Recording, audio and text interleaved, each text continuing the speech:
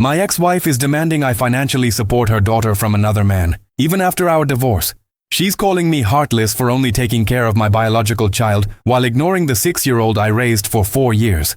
The worst part? My own mother thinks I'm wrong. My name is Brandon Hayes. I'm 32 years old, and I never thought I'd be the guy posting on Reddit asking strangers if I'm the villain in my own life story. 4.5 years ago, I met Nicole Carter at a coffee shop in downtown Austin. She was 26, struggling as a single mother with her 3-year-old daughter Madison, working 2 part-time jobs just to make ends meet. I was immediately drawn to her strength and determination. Here was this woman, barely scraping by, but she had this infectious laugh and the most beautiful smile I'd ever seen. Madison was this tiny little thing with curly red hair and freckles, always hiding behind her mother's legs whenever strangers were around. I remember our first real conversation lasted 3 hours. Nicole had ordered just a small coffee, making it last as long as possible while Madison colored in a beat-up coloring book at the table. I was finishing up some work on my laptop when I noticed Madison had dropped her crayon and was too scared to pick it up. I walked over, handed it back to her, and she whispered the softest "thank you" I'd ever heard. That's when Nicole looked up at me with those emerald green eyes and said, "She's not usually that brave with people she doesn't know." "I guess I have one of those friendly faces," I replied, trying to break the ice. "Either that or she thinks I'm harmless." Nicole laughed, and something inside me just clicked. We started talking, and I learned that Madison's father had walked out on them when she was just 6 months old. Nicole was working at a diner during the day and cleaning offices at night, barely making enough to cover rent and daycare. She was exhausted, overwhelmed, but she never complained. Not once. I found myself going to that coffee shop every morning, hoping to see them. Sometimes they were there, sometimes they weren't. But when they were, my whole day got better. Madison started warming up to me, showing me her drawings, asking me to help her with the harder parts of her coloring book. Nicole and I would talk about everything: her dreams of going back to school, my work as a software engineer, our favorite movies, childhood memories. After 3 weeks of these morning meetings, I finally worked up the courage to ask Nicole out for dinner. She looked terrified for a moment, and I thought I'd overstepped. But then she said, "I haven't been on a real date in forever, but I'd have to bring Madison." "Of course," I said without hesitation. I wouldn't want it any other way. Our first official date was at Chuck E. Cheese.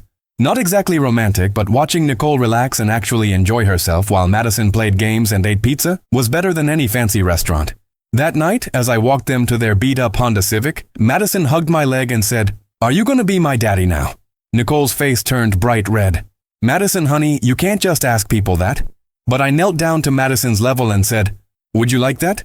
She nodded so enthusiastically that her curls bounced. Nicole looked at me with tears in her eyes, and I knew I was falling in love with both of them.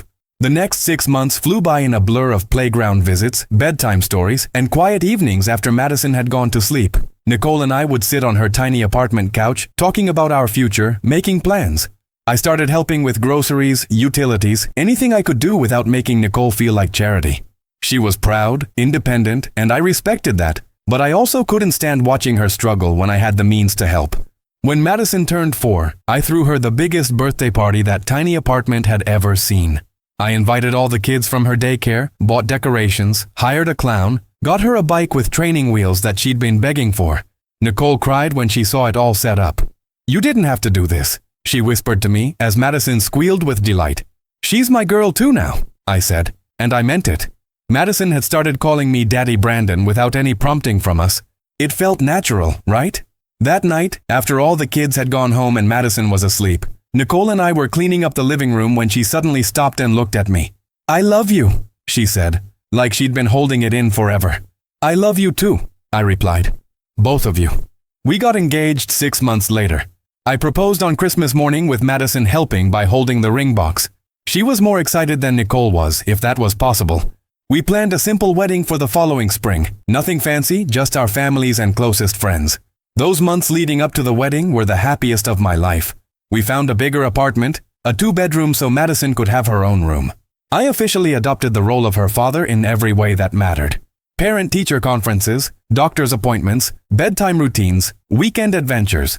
Nicole went back to school part-time to get her nursing degree, and I supported all of us while she studied. Madison thrived with the stability.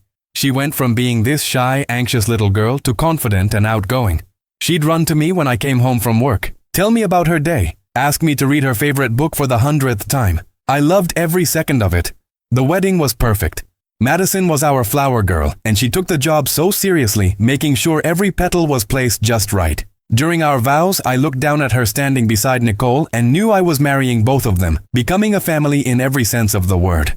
Our honeymoon was a weekend trip to Disneyland with Madison. Not traditional, but we wouldn't have had it any other way. Watching her face light up when she met Mickey Mouse, seeing Nicole finally relaxed and carefree, I thought this was it. This was my forever. The first year of marriage was wonderful. We settled into our new life as a family of 3. I legally adopted Madison, and she started using my last name.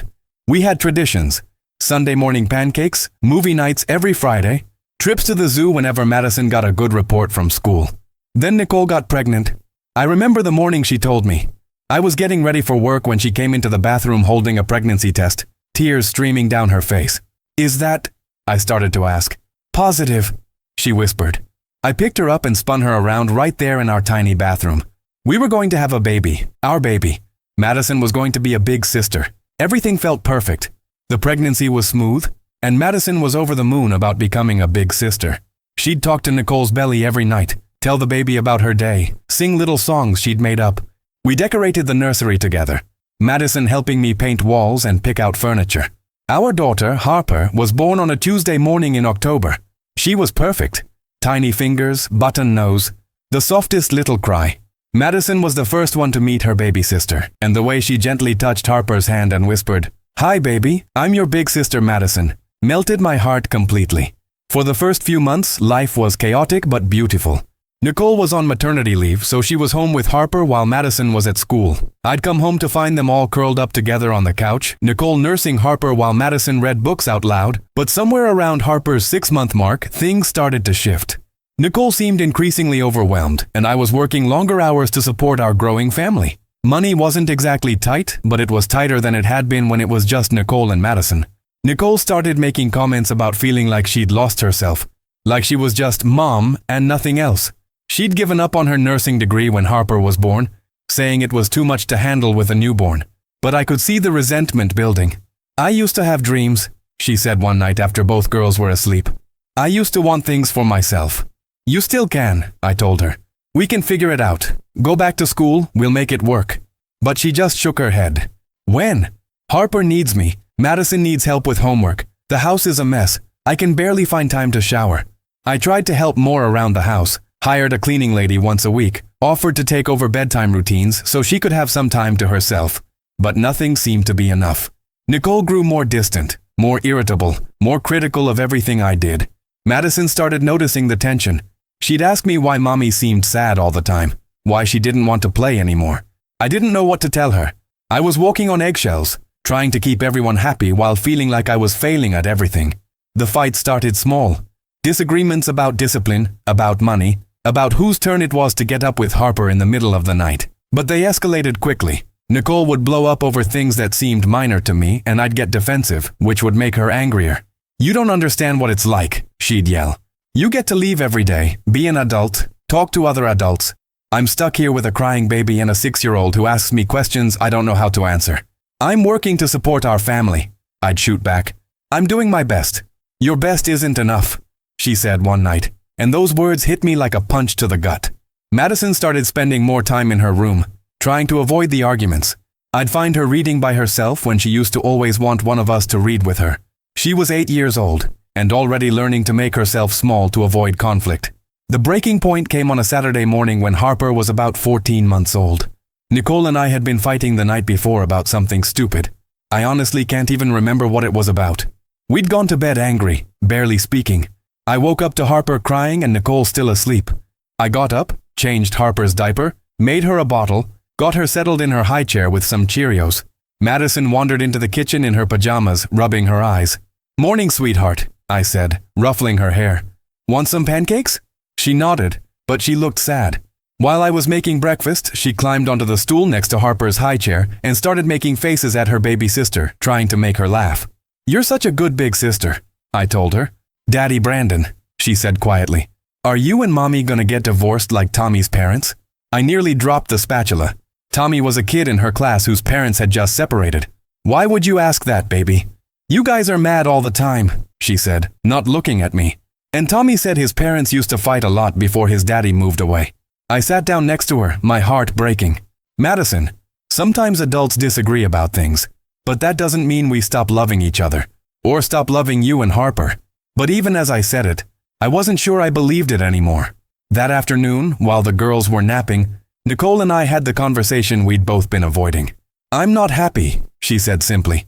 We were sitting on the couch, not touching, staring at our hands instead of each other. "I know," I replied. "I'm not happy either. I don't think this is working," she continued. "I thought having Harper would fix things, make us feel like a real family, but it just made everything harder."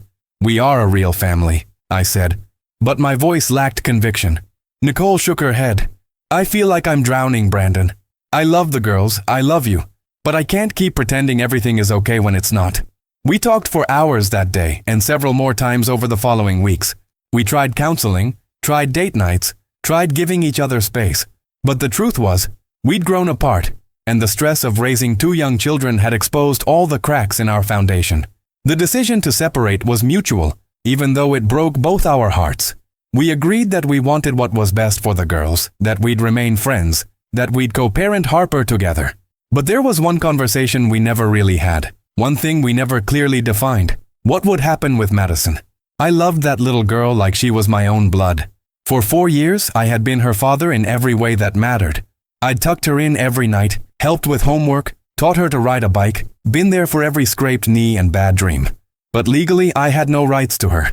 The adoption I'd thought about pursuing had never been finalized because her biological father, despite being absent, had never officially given up his parental rights. And now, with Nicole and me separating, the reality of that hit me like a freight train. The first few weeks after I moved out were the hardest of my life. Nicole and I agreed on a 50-50 custody arrangement for Harper, which meant I saw my baby daughter every other week. But Madison? That was complicated. Nicole assumed I'd want to maintain a relationship with Madison, maybe take both girls during my custody time. And I did want that, desperately. But I also realized that continuing to act as Madison's father while no longer being married to her mother was going to be incredibly complicated, emotionally and financially. For the first month, I tried to make it work. When Harper was with me, Madison came too. I'd take them both to the park, the zoo, out for ice cream. But I could see how confused Madison was getting. "Why don't you live with us anymore, Daddy Brandon?" she asked one day while we were at the playground. "Sometimes grown-ups need to live in different houses," I explained. But I could see she didn't understand. "But you're still my daddy, right?" That question haunted me. Was I still her daddy? What did that mean now? Nicole and I weren't together anymore, but Madison had only ever known me as her father figure. Her biological father was still nowhere to be found, still didn't pay child support, still had no interest in being part of her life. The financial reality started hitting me hard. I was paying for my own apartment, paying child support for Harper, and also trying to help Nicole with Madison's expenses. School supplies, clothes, activities, medical bills. Nicole had gone back to work, but her salary as a retail manager wasn't enough to maintain the lifestyle Madison had gotten used to. "She needs new shoes," Nicole texted me one afternoon, "and I can't afford the kind she's used to." I sent money for the shoes, but it got me thinking, how long could I sustain this? How long was I expected to financially support a child who wasn't biologically mine while also supporting my own daughter and trying to rebuild my life? The breaking point came about 6 months after our separation. Nicole called me, crying, because Madison's school was having a father-daughter dance, and Madison wanted me to take her. "She keeps asking when you're coming to pick her up for the dance," Nicole sobbed. "I don't know what to tell her." I wanted to take her. God, I wanted to take her so badly it physically hurt. But I also knew that doing so would just continue the confusion, continue the complicated dynamic we were all struggling with. "Nicole, I don't know if that's a good idea," I said carefully. There was silence on the other end of the line. Then, "What do you mean?" "I mean, maybe it's time we start setting some boundaries. For everyone's sake." "Boundaries?" Her voice was sharp now. "Brandon, she's been your daughter for 4 years. You can't just stop being her father because we're divorced." But that's exactly what I felt like I needed to do. Not because I didn't love Madison, but because I was starting to realize that maintaining a father-daughter relationship with her while not being with Nicole was going to be impossible in the long run. I didn't take Madison to the father-daughter dance. Instead, I took Harper to the zoo that weekend, just the two of us. It was the first time I'd spent my custody time with only my biological daughter, and as much as I missed Madison, there was also a sense of relief. With just Harper, things were simpler. I didn't have to navigate the complicated emotions of being a former stepfather. I didn't have to worry about whether I was overstepping boundaries with Nicole. I could just be a dad to my daughter without all the additional complexity. But the guilt was eating me alive. Madison called me a few days after the dance. Nicole must have given her my number. "Daddy Brandon?" Her little voice was so small, so hurt. "Why didn't you take me to the dance?" I couldn't breathe. "I'm sorry, sweetheart. I was busy with work. Mommy said you don't want to be my daddy anymore." "That's not… Madison, it's complicated. I don't understand. Did I do something wrong?" "No, baby, you didn't do anything wrong. I can't…" I couldn't finish the sentence. I hung up the phone and cried harder than I had since my own father died. That night, Nicole called me, furious.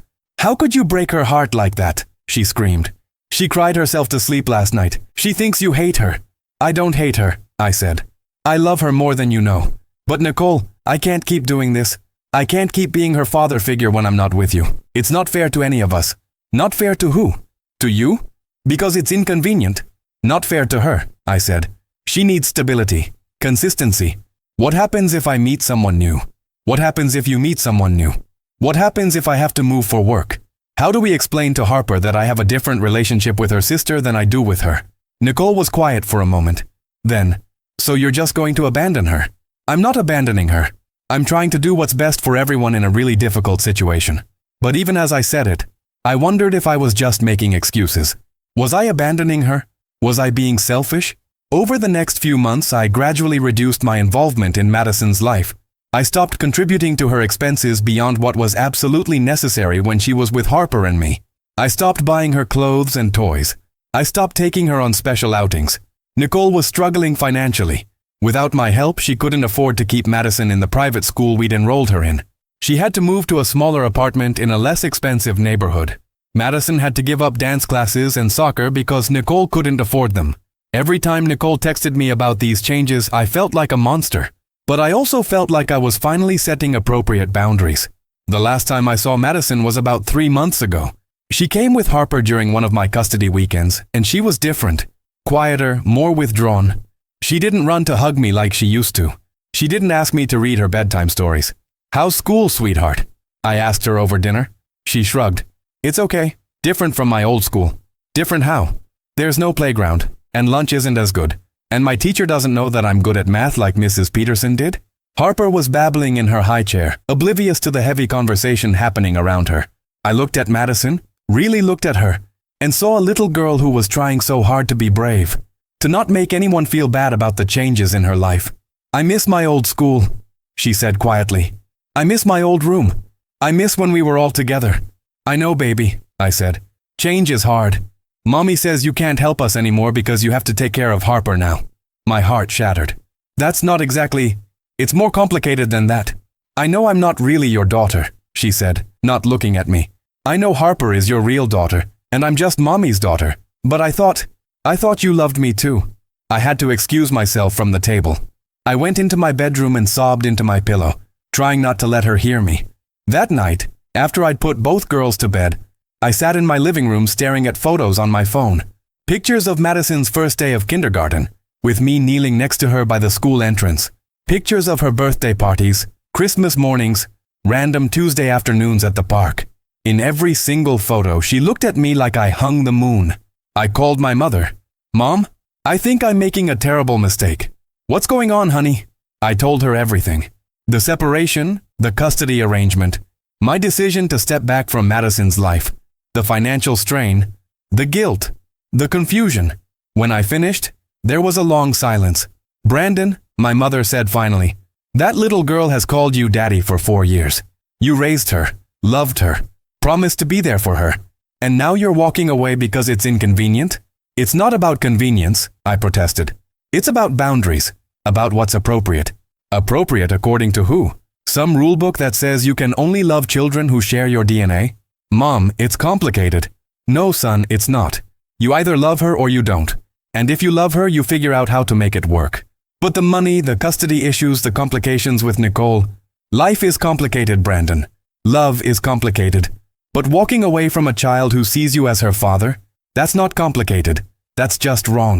After we hung up, I couldn't sleep. I kept thinking about what my mother had said, about the look in Madison's eyes when she told me she thought I loved her too. I did love her.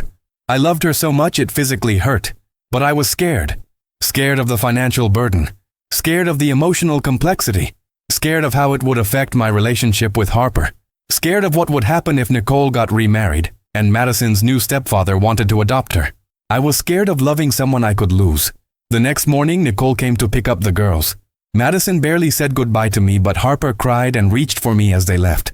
I watched them drive away and felt this overwhelming sense that I was losing something important. Something I might never get back. That was 3 months ago. Since then, I've only seen Madison briefly when she's been with Harper for custody exchanges. She's polite but distant. She doesn't call me Daddy Brandon anymore. She just calls me Brandon if she addresses me at all. Nicole tells me Madison is struggling in school, that she's been acting out, that she asks about me sometimes but tries to pretend she doesn't care. Harper, at almost 2 years old now, doesn't understand why her big sister isn't around as much. Last week, Nicole called me in tears. Madison asked me if her daddy ever thinks about her, she said. Her daddy Brandon. She still thinks of you as her father, even after everything. What did you tell her? I told her you love her, but that grown-up relationships are complicated. But I don't think she understands. She's 8 years old. All she knows is that the man who raised her doesn't want to be around her anymore. That's not fair, Nicole. You know that's not why. Isn't it, though? You decided that she was too much work, too expensive, too complicated. So you walked away. I hung up on her because I couldn't handle hearing the truth in her words. Yesterday my mother came over to watch Harper while I cleaned my apartment. She was unusually quiet, just playing with Harper on the floor while I did dishes. Finally she spoke up. You know, your father wasn't my first husband. I stopped what I was doing. My mother had never talked much about her life before my dad. I was married before when I was 22. His name was Robert, and he had a 6-year-old son, Tommy. She picked Harper up and settled her on her lap. I loved that little boy like he was my own. For 3 years, I was his mother in every way that mattered.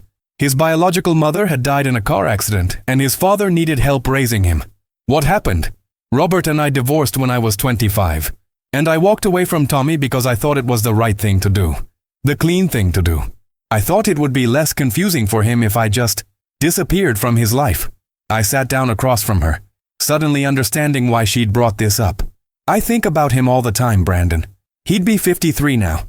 Probably has children of his own, maybe grandchildren. I wonder if he remembers me, if he hates me for leaving, if he understood why I did it. Mom, I was wrong, she said firmly. I was a coward, and I was wrong. That little boy needed me, and I abandoned him because it was easier than figuring out how to love him through the complicated stuff. She looked down at Harper, who was playing with her grandmother's necklace. Madison is your daughter, Brandon. Not because of biology, but because you chose her, and she chose you. For 4 years you were her father. You don't get to just turn that off because it's inconvenient. But Harper needs her big sister in her life. And Madison needs her daddy. The man who taught her to ride a bike and read her bedtime stories and made her feel safe and loved for 4 years. I knew she was right.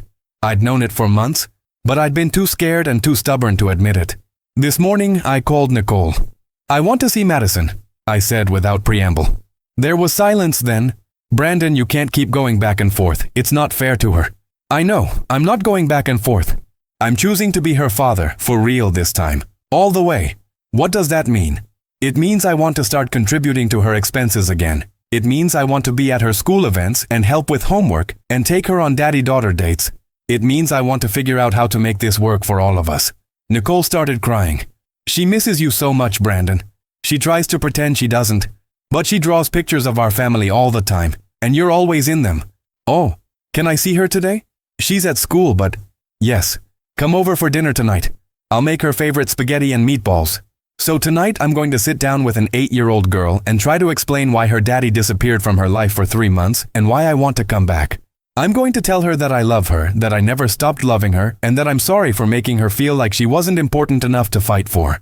I'm going to tell her that being her father is one of the greatest privileges of my life, and that I want to keep being her father, even though it's complicated, even though she and Harper have different mothers, even though some people might not understand our family structure. Because the truth is, family isn't just about biology. It's about love, commitment, and showing up, especially when things get hard. For 4 years, Madison has been my daughter, and I've been her father. That doesn't stop being true just because Nicole and I couldn't make our marriage work. I don't know exactly how we'll make this work. I don't know how to balance my responsibilities to both my daughters, or how to navigate co-parenting with Nicole, or how to explain our unusual family dynamic to future partners, or to Harper as she gets older. What I do know is that I can't keep living with the guilt of abandoning a little girl who needed me. I can't keep pretending that walking away was the noble thing to do when it was really just the easier thing to do. Tonight, I'm going to ask Madison if she'll forgive me.